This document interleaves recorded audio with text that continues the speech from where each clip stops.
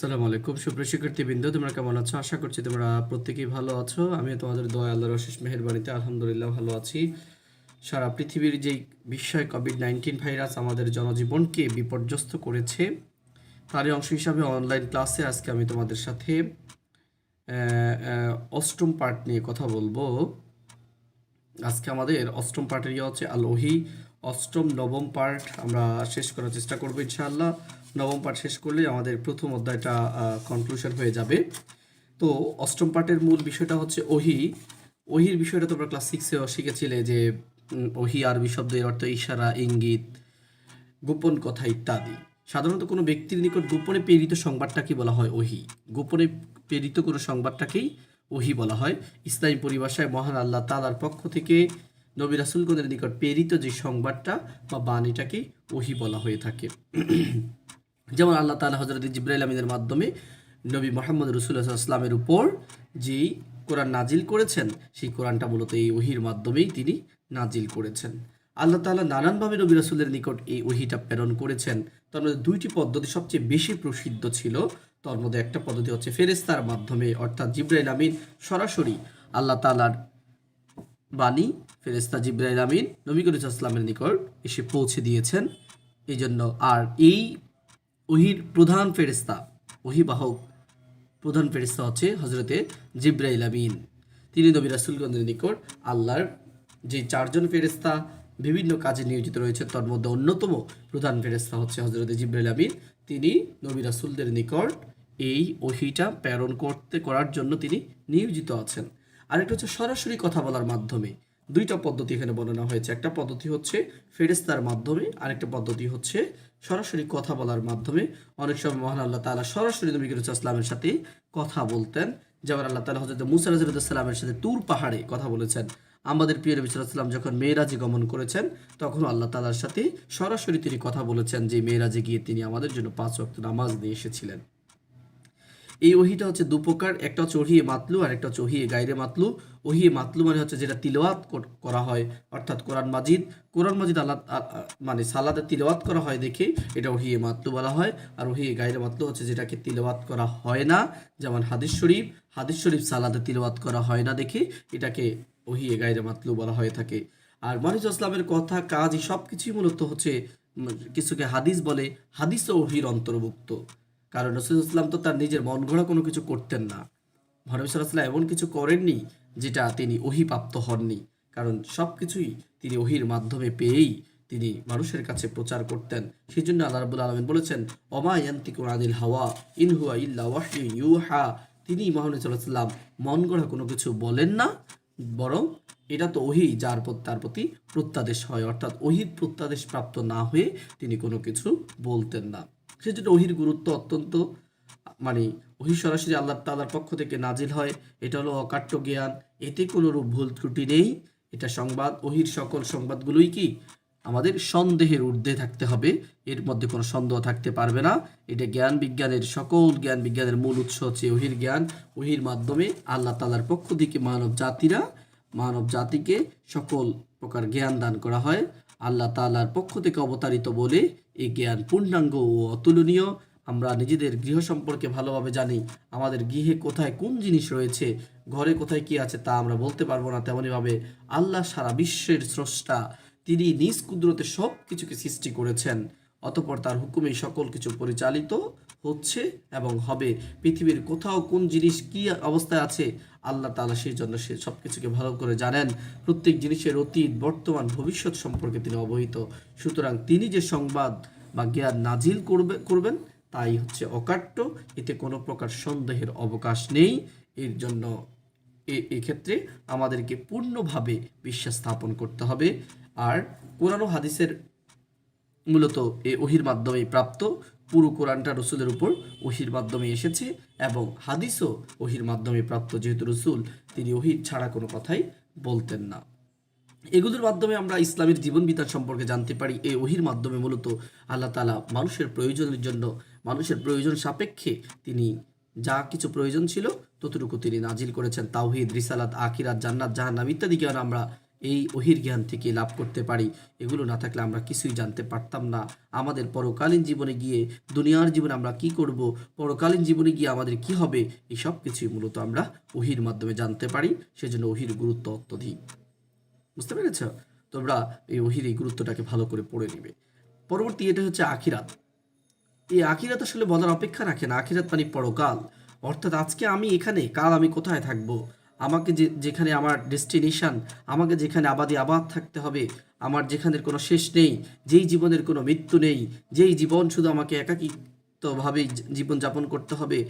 দুনিয়ার জীবনে আমি বিপদে পড়লে কতজনই তো আমাকে এসে সাহায্য করার জন্য আসে, অথচ এমন একটি জীবন আমার হবে, যেই জীবন হবে আবাদি আবাদ, যেই জীবনে আমার মা থাকবে না, বাবা থাকবে না, ভাই থাকবে না, বোন থাকবে না, চাচা থাকবে না, জেঠা থাকবে না, মামা থাকবে না, খালা থাকবে না, কেউই থাকবে না। আল্লাহ পাক সেই দিন সম্পর্কে বলেছেন, ইয়াউমা ইয়াফিরুল মারউ মিন আখি ওয়া উম্মিহি ওয়া আবি ওয়া সাহিবাতিহি ওয়া বানি। সেদিন শুধু সবাই সবাইকে দেখে পালাবে। ভাই ভাইকে চিনবে না, বোন বোনকে চিনবে না, বন্ধু বন্ধুকে চিনবে না, বউ তার স্বামীকে চিনবে না, স্বামী তার স্ত্রীকে চিনবে না। সেদিন এমন কঠিন অবস্থা হবে। সেই দিনটাকে বলা হয় আখিরাত। এই দিনের ব্যাপারে আল্লাহ তাআলা সূরাতুল আল মুমিনুনের মধ্যে বলেছেন, ইন্নামা হাযিহিল হায়াতুদ দুনিয়া মাতাউন ওয়া ইন্নাল আখিরাতা হিয়া দারুল করার।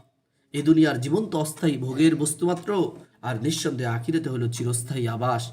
যে আবাস কখনো কি হবে না, যে আবাসের কোনো শেষ নেই, যে আবাসের কোনো মরণ নেই, যে আবাসের কোনো ধরনের সীমারেখা নেই। এটা মৃত্যুর পরে, অর্থাৎ আমার এই জীবন থেকে আমি যখন চলে যাব, তোমাদের অনেকেই মৃত হয়েছেন, তারা কি কখনো এসেছেন? একটিবার ভেবে দেখেছো?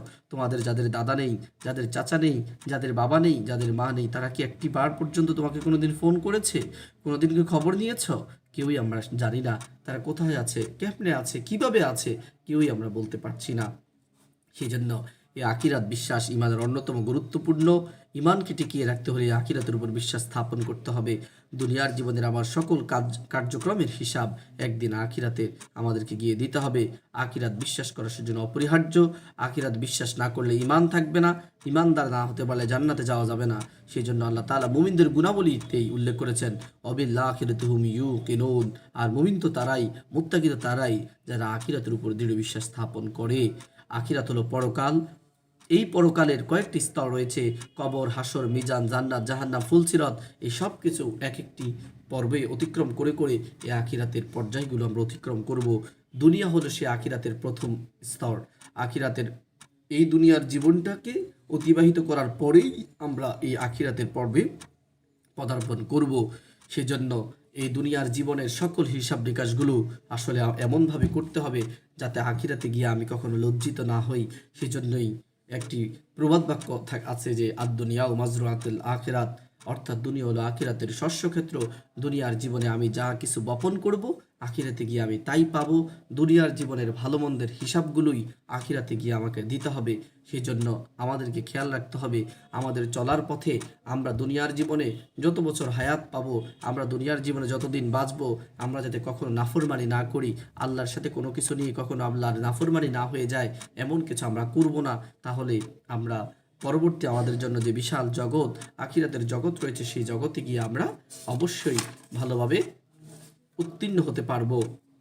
সে আখিরাতের অন্যতম একটা পর্যায় হচ্ছে সিরাত। সিরাত অর্থ পথ, রাস্তা, পুল, পদ্ধতি ইত্যাদি। ইসলামী পরিভাষায় সিরাত হলো জাহান্নামের উপর স্থাপিত একটি পুল। এই পুল পার হয়ে জান্নাতীগণ জান্নাতে প্রবেশ করবে। আখিরাতে সকল মানুষকে এই পুলের উপর আরোহণ করে তা অতিক্রম করতে হবে। কিয়ামতের দিন আল্লাহ তাআলা মানুষের কৃতকর্মের হিসাব নেবেন। যে নেক আমল করবে, আল্লাহ তাআলা তাকে জান্নাতের অনুমতি দেবেন। জান্নাতীগণ সিরাতের উপর দিয়ে দৌড়ায় তারা পালিয়ে যাবে। তাদের আমল অনুসারে সিরাত নামক রাস্তাটা তারা অতিক্রম করবে। কারোর জন্য সিরাত হবে বিশাল ময়দানের মতো, আবার নেককার, কম নেককার লোক যারা বদকার, তাদের জন্য তাদের আমল অনুসারে সিরাতের প্রশস্ত হবে কম।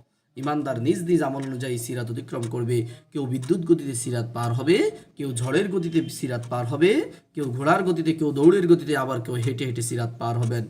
কম আমলকারী জান্নাতীগণ হামাগুড়ি দিয়ে অতি কষ্টে সিরাত পার হবেন। সিরাত হলো অন্ধকারময় পুল। সেখানে ইমান ও নেক আমল ব্যতীত আর কোনো আলো থাকবে না। যদি তোমার আমল ভালো থাকে, ওই আমলগুলো তোমার জন্য আলোতে পরিণত হয়ে যাবে। সুতরাং দুনিয়ায় যে দৃঢ় ঈমান এবং বেশি নেক আমলের অধিকারী হবে, সিরাত হবে তার জন্য সবচেয়ে সহজ, সবচেয়ে বেশি আলোকিত। ইমানের আলোতে সে সহজেই সেই সিরাতটা অতিক্রম করতে পারবে। জান্নাতীগণের মধ্যে সর্বপ্রথম আমাদের প্রিয় নবী, নবিকুলের শিরোমণি নবী মুহাম্মদ রাসূলুল্লাহ সাল্লাল্লাহু আলাইহি সাল্লাম সিরাত অতিক্রম করে এই জান্নাতে প্রবেশ করবেন। তার পূর্বে কেউই এই মর্যাদা লাভ করবে না।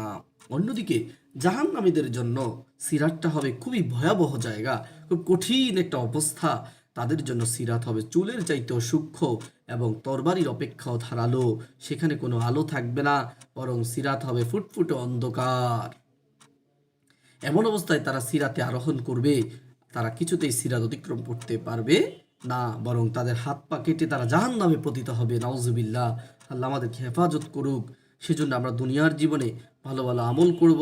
দুনিয়ার জীবনে আমরা এমন কিছু করব না যাতে আমাদেরকে পরকালীন জীবনে গিয়ে এই কঠিন সিরাতকে অতিক্রম করতে হয়।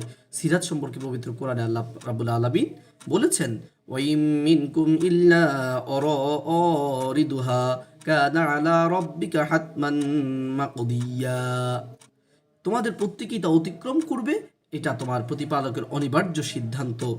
এ সম্পর্কে নবী সাল্লাল্লাহু আলাইহি ওয়াসাল্লাম বলেছেন, ইউদাউ সিরাতু বাইনা জহরা জাহান্নাম, জাহান্নামের উপর সিরাত স্থাপিত হবে। আমরা সেজন্য আমাদের দুনিয়ার জীবনে আমরা নেক আমল করব, যাতে করে পরকালীন জীবনে গিয়ে আমাদের এই সিরাত পার হতে আমাদের কখনো কঠিন না হয়, আমাদের জন্য সহজ হয়ে যায়। কিন্তু দুনিয়ার জীবনে যদি আমরা আমাদের মনের, এই জন্য আল্লাহ রাব্বুল আলামিন অন্য জায়গায় বলেছেন, ওয়া আম্মা মান খাফা মাকাম রাব্বিহি ওয়া নাহান নাফসা আনিল হাওয়া ফা ইন্নাল জান্নাতা হিয়াল মাওয়া। যে ব্যক্তি, ওয়া আম্মা মান খাফা মাকাম রাব্বিহি ওয়া নাহান নাফসা আনিল হাওয়া, যে ব্যক্তি পরকালীন জীবনে গিয়ে আল্লাহর সাথে সাক্ষাতের ভয় করে এবং নিজের মনের কুপবৃত্তিগুলোকে দমন করে, তার জন্যই জান্নাত।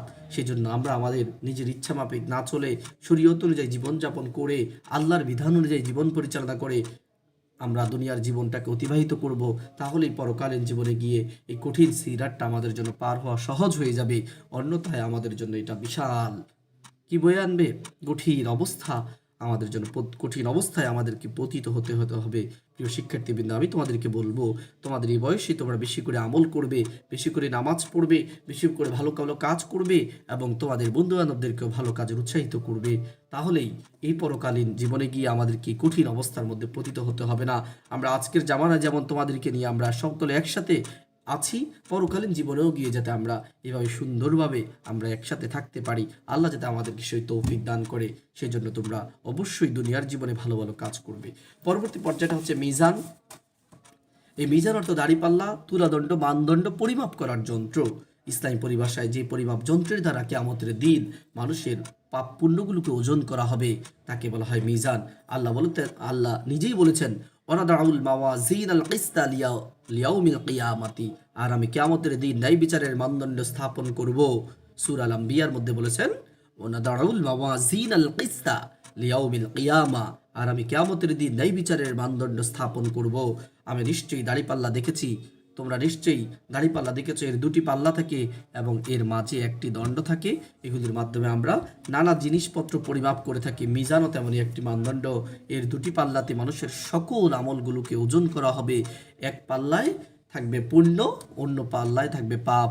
যে ব্যক্তির পুণ্যের পাল্লাটা ভারী হয়ে যাবে সে যাবে জান্নাতে, আর যে ব্যক্তির পুণ্যের পাল্লা হালকা হয়ে যাবে, নিচু হয়ে যাবে, সে যাবে জাহান্নামে। এই জন্য আল্লাহ তাআলা বলেছেন, ফামান তাকুলাত মাওয়াজিনুহু ফাউলাইকা হুমুল মুফলিহুন ওয়ামান খাফফাত মাওয়াজিনুহু ফাউলাইকা আল্লাযীনা খাসিরু আনফুসাহুম ফি জাহান্নামা খালিদুন। আমান সাকুলাত মাওয়াজিনুহু ফাউলাইকা হুমুল মুফলিহুন, যাদের পাল্লা ভারী হবে তারাই হবে সফল কাম। আর যাদের পাল্লা হালকা হবে, ওমান খাফফাত মাওয়াজিনুহু ফাউলাইকা আল্লাযীনা খাসিরু আনফুসাহুম ফি জাহান্নামা খালিদুন। আর যার পাল্লা হালকা হবে তারাই নিজেদের ক্ষতি করেছে, তারা জাহান্নামে চিরস্থায়ী হবে। আল্লাহ আমাদেরকে হেফাজত করুক। আমরা যাতে সেই মিজানের পাল্লায় যখন আমাদের পাপগুলোকে, আমাদের পুণ্যগুলোকে উত্থাপন করা হবে, সেদিন যাতে আমাদের পাপের পাল্লাটা হালকা হয়ে পুণ্যের পাল্লাটা ভারী হয়ে যায় এবং আমরা আমাদের মানজিলে মাকসুদ জান্নাত লাভ করতে পারি। সেজন্য আমরা দুনিয়ার জীবনে বেশি বেশি করে নেকামল করব, আল্লাহর প্রদত্ত রসুলের প্রদর্শিত বিধান অনুযায়ী আমরা জীবনযাপন করব। সেজন্য অবশ্যই আমাদেরকে দুনিয়ার জীবনে আমার নেকামল ছাড়া আসলে কোনো কিছুই আমরা নিয়ে যেতে পারবো না। এক হাদিসে রাসূলুল্লাহ সাল্লাল্লাহু আলাইহি ওয়াসাল্লাম বলেছেন, দুটি বাক্য এমন আছে যা দয়াময় আল্লাহর নিকট অতি প্রিয়, উচ্চারণ সহজ এবং মিজানের পাল্লায় ভারী হবে। এই দুটি বাক্য হচ্ছে সুবহানাল্লাহি ওয়া বিহামদিহি সুবহানাল্লাহিল আযীম। এই দুটি বাক্য তোমরা মুখস্থ রাখবে, সুবহানাল্লাহি ওয়া বিহামদিহি সুবহানাল্লাহিল আযীম, সুবহানাল্লাহি ওয়া বিহামদিহি সুবহানাল্লাহিল আযীম। বেশি বেশি করে এইটা পড়বে। পবিত্রতা ও প্রশংসা আল্লাহর জন্য, তিনি মহান আল্লাহ, অতিশয় পবিত্র। এই দোয়াটি, এই বাক্যটি পড়ার মাধ্যমে মূলত কি হয়ে যাবে?